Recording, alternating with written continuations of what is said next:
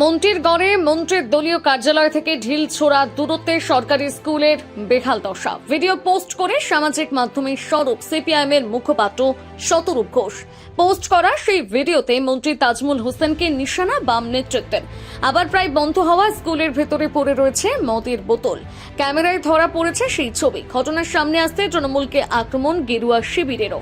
সাফাই দেওয়ার চেষ্টা তৃণমূলের। শুরু হয়েছে তরজা। মালদার হরিশ্চন্দ্রপুর সদর এলাকায় Harishchandrapur BM junior high school. বাম আমলে তৈরি হওয়া এই স্কুল প্রায় বন্ধের মুখে। শিক্ষকের অভাবে নেই কোনো ছাত্র। বর্তমানে খাতায় কলমে স্কুলে মাত্র একজন শিক্ষক, সাথে অবসরপ্রাপ্ত এক শিক্ষক স্বেচ্ছাশ্রম দেন। দলীয় কর্মসূচিতে এসে সেই স্কুল প্রাঙ্গণে দাঁড়িয়ে এলাকার বাম নেতৃত্বকে নিয়ে শতরূপ ঘোষ সরব হয়েছেন।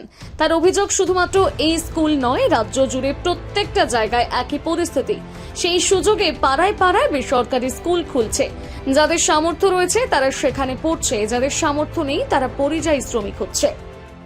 আমরা এখন আছি মালদার হরিশ্চন্দ্রপুরে। আপনারা একটা জিনিস জানেন, এই মমতার পশ্চিমবাংলায়, এই তৃণমূল সরকারের আমলে পশ্চিমবাংলায় বিধানসভায় একেবারে ঘোষণা করে 8,500 স্কুল বন্ধ হয়েছে।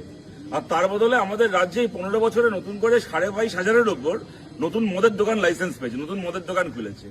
তো এই যে স্কুল বন্ধ করে মদের দোকান খোলা সরকারের আমলে খালি ঘোষণা করে স্কুল বন্ধ করা যে 8,500, কিন্তু তার বাইরে আরো অসংখ্য স্কুল আছে গোটা বাংলা জুড়ে যেগুলো অঘোষিতভাবে বন্ধ। সেরকম একটা স্কুলের সামনে আমরা এখন দাঁড়িয়ে আছি হরিশ্চন্দ্রপুরে, Malda Harishchandrapur BM junior high স্কুলের সামনে।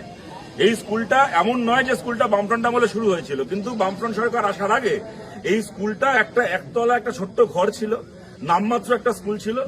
বামফ্রন্ট সরকারের হাত ধরে গোটা মালদার, গোটা বাংলার অসংখ্য স্কুলের মতো করে এই স্কুলটারও যাকে বলে উন্নয়ন মানে মমতা ব্যানার্জির মতো উন্নয়ন নয়, সত্যিকারের উন্নয়ন।